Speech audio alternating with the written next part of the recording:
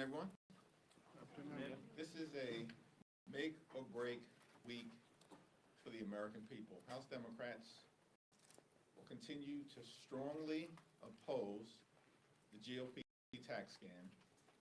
The Republicans are to jam this big, ugly bill down the throats of the people, which will take away health care,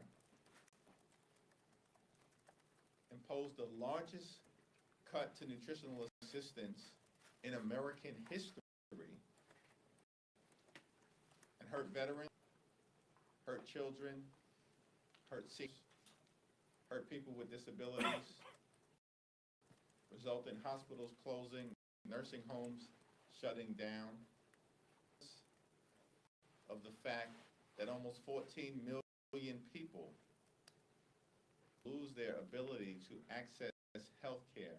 People will die.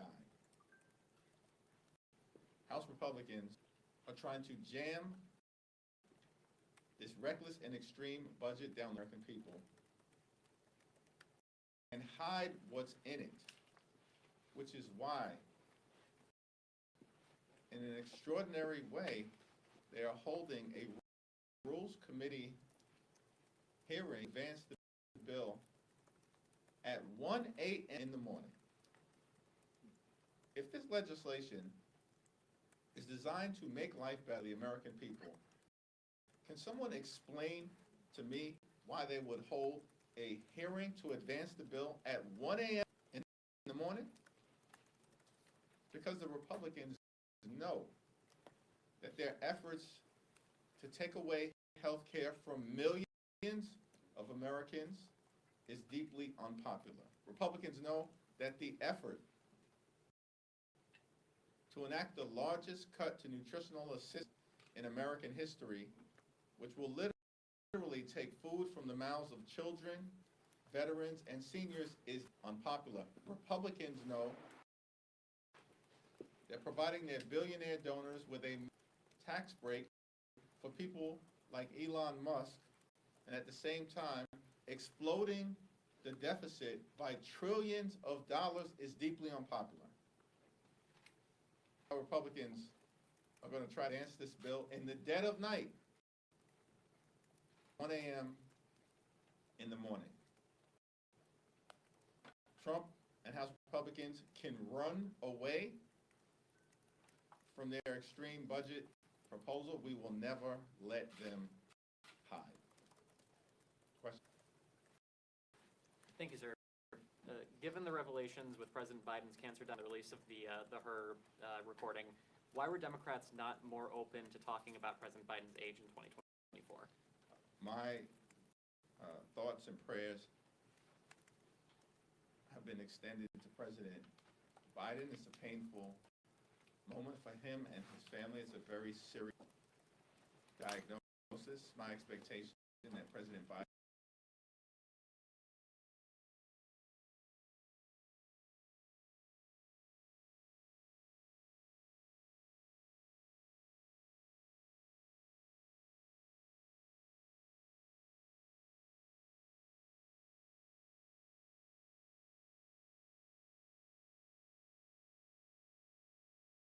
conspiracy theories and want us to look backward at a time when they actually are taking health care away from the American people. No, as House Democrats, we're going to look forward. They literally are trying to take health care away from millions of Americans at this very moment in the dead of night. And Republicans want to fan the flames of conspiracy theories at this moment? No, thank you. Thank you, Mr. Leader. Two quick questions, just to follow up on President Biden. Have you had a chance to speak with him at all since his diagnosis, or do you intend to?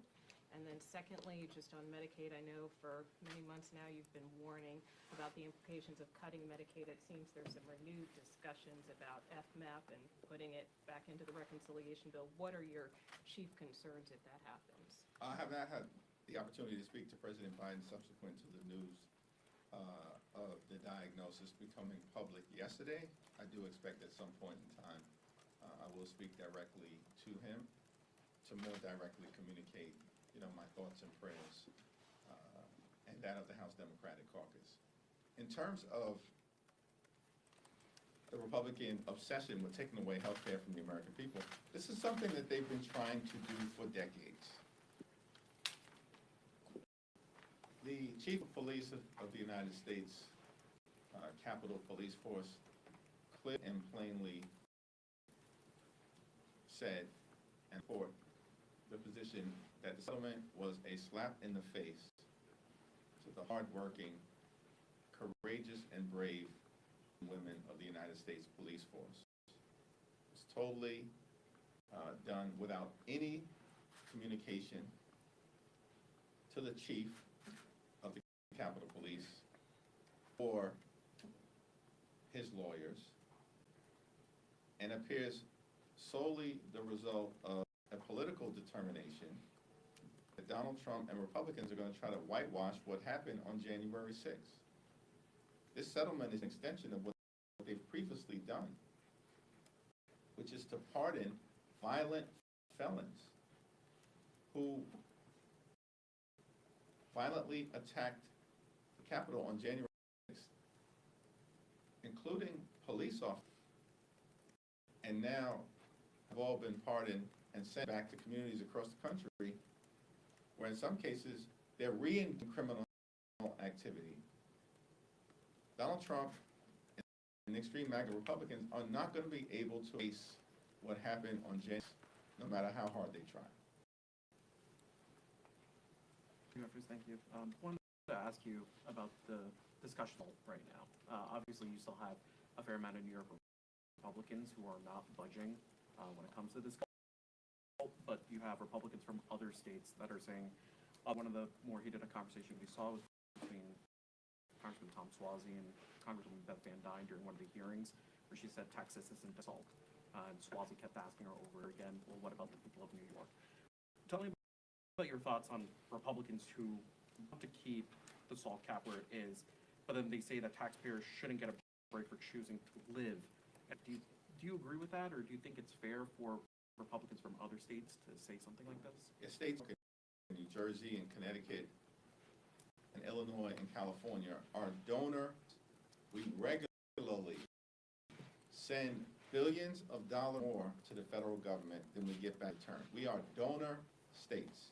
So we're not going to be assured by people who are actually in what has sometimes been referred to as taker states, who actually receive more money every year from the federal government than they send in terms of taxpayer dollars, as to what is fair and what is right. It's actually not fair that you have many states in the country who subsidize other states. New York subsidizes other states. And so to provide some measure of relief through the state and local tax deduction, I think is a modest step toward balancing the revenues that come in and the revenues that come out. The people of New York are fine with continuing to be a donor state. But it's unfair to cap the state and local tax deduction at $10,000.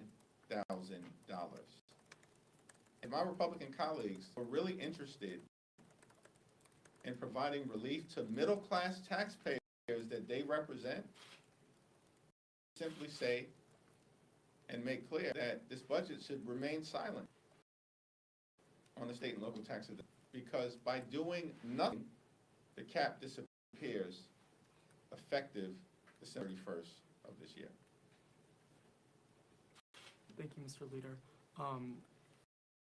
Congressman Al Green said Friday that he would force a vote on his articles of impeachment against President Trump. Where do you stand on that impeachment effort? I have a conversation with Congressman Green about it, but I look for discussion. Can you just characterize, in your view, what the bill as it stands right now would be in your district and in your home state context of some of these battleground districts that you're going to be litigating in a year? There are people who will lose their health care coverage across the state of New York and beyond, approximately 14 million in this country. Tens of millions of others going to pay higher co-pays, premiums, deductibles because of the significant role that Medicaid plays in the healthcare ecosystem across this country. And if you effectively in Medicaid know it, it will also have an impact that is damaging on people who don't rely on Medicaid for their health insurance, but are part of the same healthcare ecosystem. Hospitals are going to close, nursing homes down, community health clinics will shut their doors, and people are going to die when their health care is taken away from them, all because Republicans provide a massive tax break to their billionaire donors like Elon Musk. That's the fundamental question that is before the Congress representatives this week. Democrats are going to stand on the side of the American people, their nutritional assistance, their access to higher education, stand on the side of veterans and everyday Americans and people with disabilities, children and seniors. And Republicans are continuing to stand on the side of their billionaire donors. And House Republicans in particular are once again bending the knee and serving nothing more than a rubber stamp for Donald Trump's extremism. That's why he's coming up to the Hill tomorrow, to give them their marching orders. As if House Republicans work for Donald Trump, J.D. Vance, or Elon Musk. You don't. You work for the American people. And all we need are 4 House Republicans to stand up and do the right thing and push back against this one big, ugly bill, and we can actually save the health care of the American people. Do you plan to speak with President Trump at all during this process or when he comes up here? I have no current plans to talk to President Trump. You've been very clear, I think, week after week about reconciliation legislation. Now as we're heading toward the final stretch here, potentially, of the week, can you talk a little bit about Democrat strategy and your strategy to push back in the time that's left? Well, every single House Democrat will continue to be strongly opposed to the Republican effort to rip health care away from the American people as part of their scheme to the GOP tax scam to provide massive breaks to billionaire donors like Elon Musk. We've held town hall meetings in Democratic districts, hall meetings in Republican districts. There have been speeches and rallies and marches and sit-ins and telephone town hall meetings and press conferences, all of which will continue in different ways throughout this week and beyond. Whatever happens in the House this week doesn't necessarily signal the end of this unless Republicans decide finally to walk away from it. Every single House Republican that chooses to vote for this reckless budget that will hurt the people they represent going to be held accountable. This week, next week, this month, this year, next year.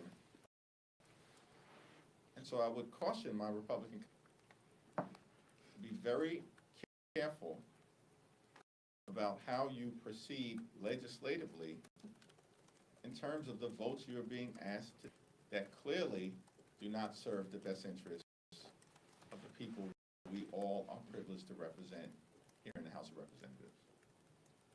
Last question. Thank you, Leader. Republicans are using the package to prevent state Medicaid funding going to non-citizens. The governors of Minnesota and California have, in different ways, been cutting that off. Are they wrong to do that? Are Democrats opposed to cutting off state Medicaid programs that go to non-citizens? What's interesting is that Republicans have tried to make this a talking point when it's far as I can tell, the overwhelming majority of people who are going to be their efforts to take away Medicaid, and as a result will lose their health care, are American citizens. That's the overwhelming majority of the 13.7 million people who are going to lose their health care because of Republican efforts to provide Elon Musk and their billionaire donors with a massive tax break. That's what's unacceptable. That's unconscionable. And that is what is un-American. Thank you.